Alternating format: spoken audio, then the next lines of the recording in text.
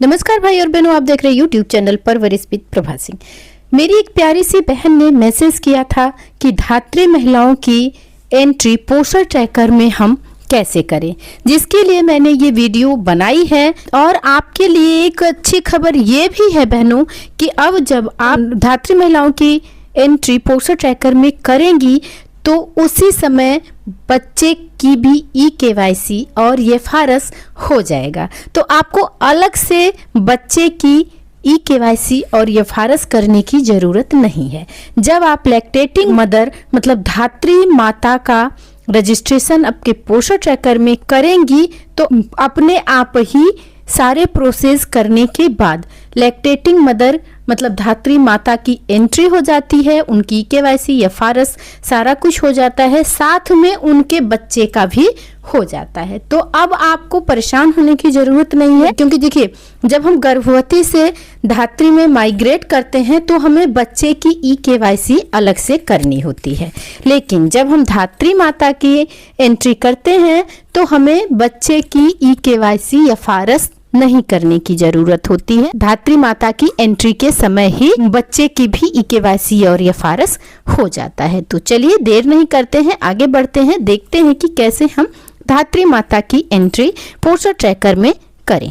तो सबसे पहले हम चलते हैं पोस्टर ट्रैकर। पोस्टर ट्रैकर में बेनिफिशियरी के सेक्शन को ओपन करेंगे और ये आ गया लाभार्थियों का ग्रुप, जिसमें हमें धात्री माता लैक्टेटिंग मदर को क्लिक कर लेना है। इस तरह से पेज ओपन हो जाएगा। अब हमें आना है न्यू रजिस्ट्रेशन पर, मतलब नया पंजीकरण पर। अब ये प्रोसीड दिख रहा है, मतलब आगे बढ़े, तो हमने इसको क्लिक कर लिया। यहाँ पर आता है सिंगल चाइल्ड, ट्विंस और ट्रिपल। तो बच्चा सिंगल है इसलिए हम सिंगल को क्लिक करेंगे और प्रोसीड करेंगे। अगर बच्चा ट्विंस होता है मतलब जुड़वा होता है या 3 बच्चे होते हैं तो जितने बच्चे होते हैं वो वाला सेक्शन आपको क्लिक करना होगा। सिंगल हुआ है तो सिंगल, ट्विंस है जुड़वा है तो जुड़वा का, और 3 बच्चे हैं तो 3 बच्चे का। तो मेरा सिंगल था तो मैंने सिंगल यहाँ पर टच कर लिया है। और यहाँ पर आपको आधार नंबर डाल देना है और मोबाइल नंबर डाल देना है। फिर यहाँ से हम इसको प्रोसीड करेंगे और मोबाइल ऑथेंटिकेशन के लिए एक OTP यहाँ से भेजेंगे आप। रिक्वेस्ट OTP लिखा हुआ है, इस रिक्वेस्ट OTP को भेजेंगे तो 4 अंकों की OTP लाभार्थी के मोबाइल पर जाएगी, जो मोबाइल नंबर आप अभी अभी डाले हैं आधार के साथ। वहां से ये 4 अंकों की OTP लेकर के आपको यहाँ पर भर देना है और इसको हम कर देते हैं वेरीफाई।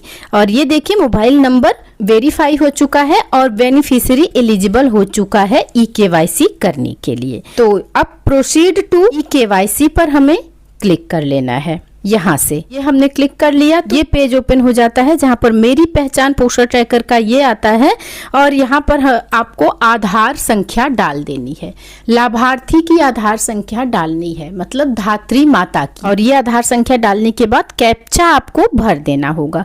कैप्चा सावधानी से भरिएगा बहनों, क्योंकि जब कैप्चा गलत भर दिया जाता है तो ये फेल हो जाता है और पुनः कैप्चा मांगने लगता है। तो फिर आपको कैप्चा पुनः डालना होता है, पुनः आपको आधार संख्या भी डालनी होती है। तो कैप्चा भरते समय ध्यान रखें, सही कैप्चा भर देना है और उसके बाद यहाँ से हमें नेक्स्ट कर देना है।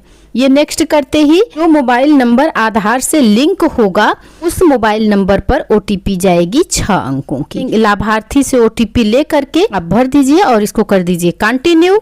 यहाँ से ये अलाउ का ऑप्शन आता है, इसको अलाउ कर देना है। और अलाउ करने के बाद एक बात विशेष रूप से ध्यान रखिए, ये डिजी लॉकर का आता है, इसको आपको टच नहीं करना है। कोई बहन टच कर देती है तो OTP मांगने लगता है, तो ये डिजी लॉकर आपको टच नहीं करना है। 2-4 सेकंड रुकेंगे, ये अपने आप हट जाएगा। तो जब भी ये डिजी लॉकर का आता है 3-4 सेकंड के लिए तो आपको रुकना होता है। उसके बाद जब ये वाला फीचर आएगा eKYC कंप्लीटेड सक्सेसफुली, देखिए लिख कर आ गया है। अब आपको प्रोसीड टू फेस कैप्चर करना है और उसके बाद आप देखिए आपने eKYC की है, इनकी 3 की फोटो शो कर रही है। अब यहाँ से कैप्चर फोटो कर लेते हैं। ये पेज ओपन होगा, यहाँ से एक्सेप्ट करेंगे और कैमरा ओपन हो जाएगा।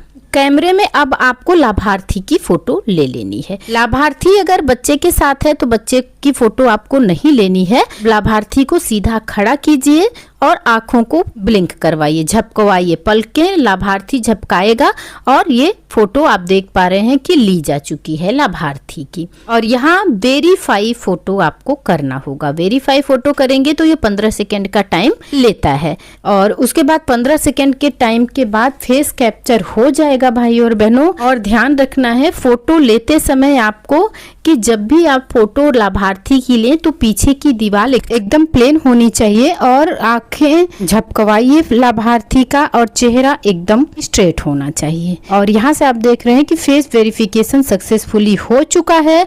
अब कंटिन्यू रजिस्ट्रेशन पर हम बढ़ेंगे आगे। तो अब लाभार्थी की देखिए जो आधार आपने लगाया है उसका डिटेल भी यहाँ पर पूरा शो कर रहा है, लाभार्थी का मोबाइल नंबर दिख रहा है आप लोगों को।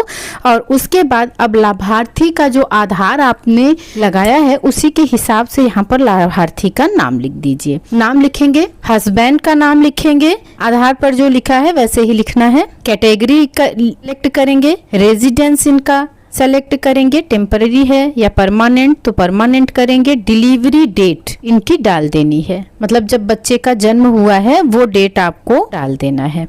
और इसके बाद प्लेस ऑफ डिलीवरी, तो जहाँ डिलीवरी हुई है वो डालना है। और आता है ऐड चाइल्ड डिटेल, तो ऐड चाइल्ड डिटेल के लिए आपको इस एरो को क्लिक करना होगा। अब आप देख पा रहे हैं कि ये बच्चे का ओपन हो गया है। अभी हम धात्री का कर रहे थे लेकिन धात्री का जब कंप्लीट होता है तो इसी में बच्चे का भी आ जाता है। और माँ का ही आधार लगा है, माँ का ही एफआरएस हुआ है तो बच्चे का जो नाम है वो नाम लिख दीजिए। आता है नेम ऑफ योर लैंग्वेज में नाम आता है तो आप दोनों में एक ही नाम कर सकते हैं। डेट ऑफ बर्थ पहले बच्चे का पड़ा हुआ है तो ये नहीं मांगता। जेंडर सेलेक्ट कर लेना है, जन्म के समय का वेट डालना है और लंबाई डालनी है। और उसके बाद कैटेगरी डाल दीजिए। उसके बाद अब यहाँ से हम इसको सेव कर देंगे। ये आ चुका है। अब यहाँ से देखिए सेव होते ही आशीष बच्चे का नाम आ चुका है, अब धात्री में आ गया है। अब हम इसको सबमिट कर देते हैं। और सबमिट करने के लिए सबमिट का बटन जो ही हम क्लिक करते हैं तो मोबाइल वेरिफिकेशन के लिए ओटीपी जाएगी आपके मोबाइल नंबर पर, मतलब जो आंगनबाड़ी कार्य करती हैं उनके मोबाइल नंबर पर ओटीपी आएगी 4 अंकों की। उस 4 अंक के ओटीपी को आप यहाँ पर भर दीजिए और देख रहे हैं कि रजिस्टर्ड सक्सेसफुली लिख करके आ चुका है। संध्या और आशीष एक ही बार में 2 रजिस्ट्रेशन कंप्लीट हुआ है, देख रहे हैं आप, एक धात्री माँ का और एक धात्री माँ के बच्चे का। हमने डन कर दिया। अब हम देखेंगे कि जो हमने रजिस्ट्रेशन किया है वो दिख रहे हैं या नहीं दिख रहे हैं। तो हम डन करेंगे और चलते हैं बेनिफिशियरी के सेक्शन में। तो बेनिफिशियरी के सेक्शन में हमने लैक्टेटिंग मदर को ओपन किया है, अभी ये नहीं शो कर रही हैं। हम इसको रिफ्रेश करते हैं और देखिए रिफ्रेश करते ही ये संध्या यहाँ पर आ चुका है लैक्टेटिंग मदर में। तो अब हम लैक्टेटिंग मदर का देख चुके हैं। अब हम देखेंगे 0 से 6 माह के बच्चे का कि वहां पर शो कर रहा है कि नहीं। यहाँ भी अभी आशीष का नहीं शो कर रहा है तो हम इसको रिफ्रेश करेंगे। ये जो क्लाउड दिख रहा है आप इस क्लाउड को टच कीजिए। टच करते ही आप देखेंगे कि बच्चे का नाम भी आ जाएगा। क्लाउड को टच कर दिया है हमने। अब देखिए 9 लैक्टेटिंग और 9 0 से 6 माह के बच्चे का यहाँ पर संख्या शो कर रहा है। और ये आशीष, आप देखिए आशीष का नाम यहाँ पर शो करने लगा है और आशीष की EKYC ये फारस सब कंप्लीट यहाँ पर दिखा रहा है। तो इस तरह से आप भी अगर धात्री माता का मतलब लैक्टेटिंग मदर का रजिस्ट्रेशन करते हैं तो उनके बच्चे का भी रजिस्ट्रेशन कंप्लीट हो जाएगा EKYC और एफआरएस के साथ। अब आपको 6 साल तक बच्चे की EKYC नहीं करनी होगी और इनका रजिस्ट्रेशन भी कंप्लीट हो चुका है और इनकी EKYC भी कंप्लीट हो चुकी है। तो उम्मीद करती हूँ बहनों कि आप लोगों को वीडियो की जानकारी अच्छी लगी होगी। और हाँ, अगर आंगनबाड़ी से संबंधित, पोस्टर ट्रैकर से संबंधित या किसी रजिस्टर से संबंधित कोई दिक्कत होती है तो आप मुझे कमेंट कर सकते हैं। मैं उस समस्या का समाधान करने की पूरी कोशिश करूंगी। और हाँ बहनों, अगर परवरिश विद प्रभा सिंह चैनल पर नए हैं तो चैनल से जुड़े रहने के लिए चैनल को सब्सक्राइब करना ना भूलिएगा। वीडियो अच्छी लगी हो तो अपना प्यारा सा लाइक जरूर दीजिएगा। फिर मिलते हैं अगले वीडियो में एक नई जानकारी के साथ। नमस्कार बहनों।